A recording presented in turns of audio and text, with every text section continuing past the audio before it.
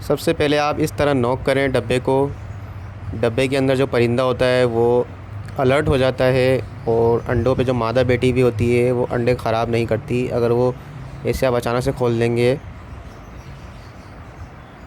ये आपके पास bird every के अंदर जो भी ग्रीन बर्ड्स है उसकी बहुत प्रायोरिटी होती है।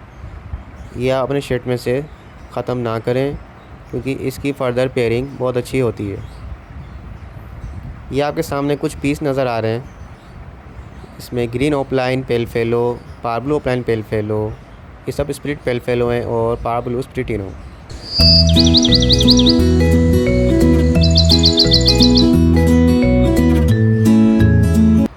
अस्सलाम वालेकुम फ्रेंड्स, उम्मीद करता हूँ आप सब खैरियत से होंगे और आपके बर्ड्स भी खैर आफियत से होंगे। आज की इस वीडियो में मैं आपको बताऊँगा कुछ बेसिक मालूमात, क्योंकि ये चैनल मैंने बनाया है न्यू फैंसियर के लिए, जिसके अंदर मैं आपको गाइडेंस दूंगा। जो भी न्यू फैंसर हैं आने वाले, उनको मैं बताऊंगा कि किस तरह की पेयरिंग की जाती है जो आपके बर्ड्स के लिए फ़ायदेमंद होती है, क्या डाइट प्लान होता है जिससे आपके बर्ड्स हेल्दी एंड एक्टिव रहते हैं, और कौन सी चीज़ें हैं जो आपको इग्नोर करनी है, मतलब अपने शेड्स में से एवरी के अंदर से रिमूव करनी है। सबसे पहले तो आपको सफाई का ख्याल रखना है शेड्स के अंदर, और ताकि बर्ड्स के अंदर माइट्स ना पैदा हों, बर्ड्स बीमार ना हो, हेल्दी और एक्टिव रहे। दाने का बहुत अच्छा ख्याल रखना है, दाना टॉप क्वालिटी का खिलाना है। दाने के अंदर आपको सबसे पहले मोटी कंगनी, क्योंकि वो सस्ती होती है, मोटी कंगनी डालें। उसके अंदर बारीक बाजरा, सनफ्लावर सीड और जई, ये 4 चीज़ें आप डाल सकते हैं, और भंग भी ऐड कर सकते हैं, प्रोटीन का बहुत अच्छा सोर्स है। ये आपके सामने जो बर्ड्स है, ये देखें आप, green opaline split ino split blue की फ़ीमेल, और ये है parblue opaline pale fallow visual में। और जितने भी आपको उसके अंदर पार ब्लू फिशरीज़ नज़र आ रही हैं, ये स्प्लिट पेल फेलोज़ में अंदर है माशाल्लाह से। और ये ग्रीन ओपलाइन में से जो हमारा चिक निकला है लॉटिनो ओपलाइन, ये देखें, ये वायलेट ओपलाइन के साथ बैठा हुआ है। देखें साइज़, देखें क्वालिटी, देखें और इसका स्टांस देखें, हेल्दी और एक्टिव माशाल्लाह से। अगर आप अपने बर्ड्स की केयर करेंगे, डाइट प्लान आपका अच्छा होगा, तो आपके बर्ड्स भी हेल्दी और एक्टिव रहेंगे। और कुछ परिंदों में बीमारी आ जाती है जैसे माइट्स की, तो उसके लिए मैं आपको बेसिक इन्फॉर्मेशन मालूमात दे देता हूँ। आपके पास कोपेक्स पाउडर होगा, उसको आप उंगली में लेके फिंगर्स की मदद से आप बर्ड्स के परों के अंदर, उसके जॉइंट्स, जहाँ पे पैरों के जॉइंट्स होते हैं वहाँ लगा दें। इसका अंदाज़ा ख्याल रखें कि आपके बर्ड्स की आइज़ में ना जाए वो कोपेक्स पाउडर। इससे आपकी जो बर्ड्स के अंदर है बीमारी माइट्स की, वो दूर हो जाएगी।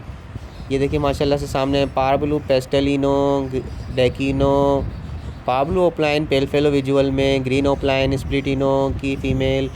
और ये देखिए आपके सामने वायलेट के अंदर फिशरीज़ है पार्बलू की। ये देखिए, ये इसकी पेडिग्री जो है, ये इसके माँ बाप हैं जो ये ऊपर आपको नज़र आ रहे हैं, विजुअल पेल फेलो, स्प्लिट पेल फेलो। और ये कुछ पीसीस हमारे पास थर्ड क्लच के बच्चे हैं। ये आपको दिसंबर जनवरी के अंदर पहला क्लच देने के काबिल हो जाएंगे। अपने शेड के अंदर हमेशा बर्ड्स जो हैं वो पट्ठे ऐड करें। पट्ठे भी इस तरह ऐड करें जो जवान हो रहे हों, जो ब्रीडिंग के लिए प्रिपेयर हो रहे हों। लगे लगाए बर्ड्स, ब्रीडर पेयर्स आप ख़रीद तो लेते हैं, लेकिन आपको अंदाज़ा नहीं होता, या तो वो एक्टिव नहीं होते या उनमें कुछ बीमारी होती है, क्योंकि ऑन सीज़न के अंदर कोई भी अपना ब्रीडर जोड़ा नहीं बेचता। तो आपको मशवरा ये है, आप अपने पास जो रेडी टू ब्रीड होने के काबिल, नियर टू ब्रीड हो पेयर, उनको आप परचेज़ करें और अपने एवरी के अंदर 1 महीना रखें, ताकि वो आपके एनवायरनमेंट के अंदर अच्छे से सेटल डाउन हो जाएं। ये देखें, ये अगस्त का महीना स्टार्ट हो चुका है और मैंने इनको बॉक्स लगाया था, क्योंकि माशाल्लाह से डाइट प्लान और वेंटिलेशन हमारे शेड के अंदर बहुत अच्छी है। इस वजह से ब्रीडिंग का जो मोड है वो बर्ड्स का, वो ऑन हो चुका है। तो ये बर्ड्स को मैंने, ये हमारा पहला पेयर है जो हीट पर आ चुका था। जो उसकी फ़ीमेल है, हैन है, वो अंडों पे आ चुकी थी, तो मैंने इनका बॉक्स लगा दिया। तो आपके सामने प्रोग्रेस आप देख सकते हैं। ये देखें सामने विजुअली पाब्लो प्लान पेलफेलो, स्प्लिट पेलफेलो, ये एक्वा बी वन की हैन है। नीचे जितने भी आपको पाब्लो प्लान पेलफेलो हैं वो स्प्लिट एक्वा बी हैं, एक्वा बी वन वो इन्हीं के बच्चे हैं।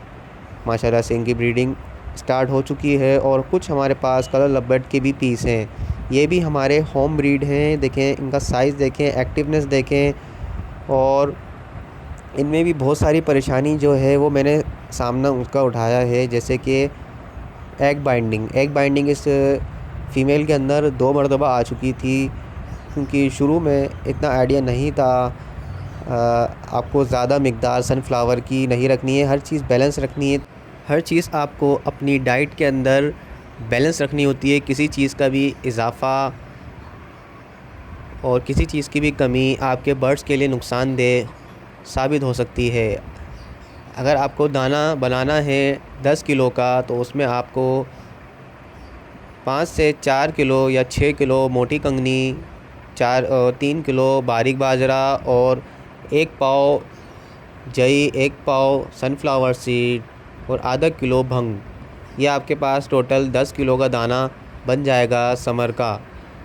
और सर्दियों में आप सनफ्लावर जो है उसकी मिक़दार बढ़ा सकते हैं, क्योंकि सनफ्लावर हमारे पास गर्म होते हैं और जई की तासीर होती है वो ठंडी होती है। तो उससे आपके पास जो भी बच्चे आएंगे, चिक आएंगे, वो उनमें किसी चीज़ की आपको परेशानी का सामना नहीं करना पड़ेगा। ये देखें आपके सामने बर्ड्स की प्रोग्रेस आप देख सकते हैं।